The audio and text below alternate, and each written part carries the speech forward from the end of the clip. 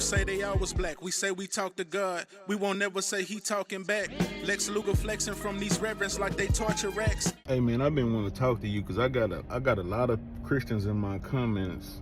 You know, they always trying to prove they God and make their case for the faith. So I wanna test your thoughts on this. Well, that's exactly what they supposed to do with 1 Peter 3:15. It says, "Be ready to give a defense for the hope or the faith that is within you."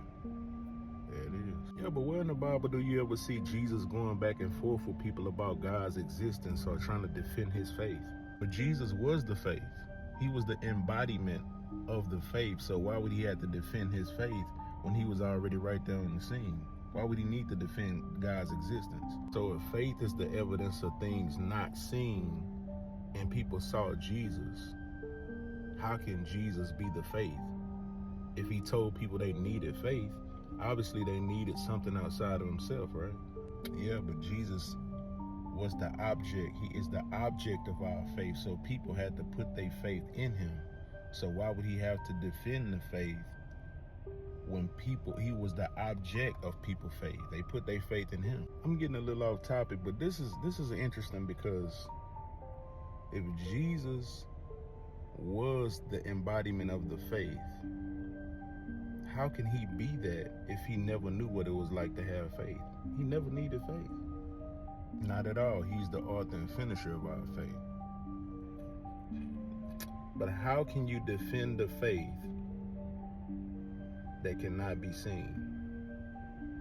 Why would you be trying to prove God's existence if faith is based on what you cannot see? What would be the point in that? I mean, I see your point, but that's what we commanded to do. Defend the faith that was delivered once and for all to the saints. That's just what we commanded. So you're supposed to defend the faith that wasn't delivered to you because you're not one of the saints that the faith was actually delivered to. You understand that, right? Nah, it wasn't delivered to me. It was delivered to them during Jesus' lifetime. And you agree that none of those saints who walk with Jesus ever had to defend his existence. Like they never made a case for his existence in the Bible. You would agree to that, right? They never had to defend Jesus' existence. Ever. That's not scriptural. All right. I think we getting somewhere. Contradiction. Contradiction. Contradiction. It ain't no contradiction. You just need to speak.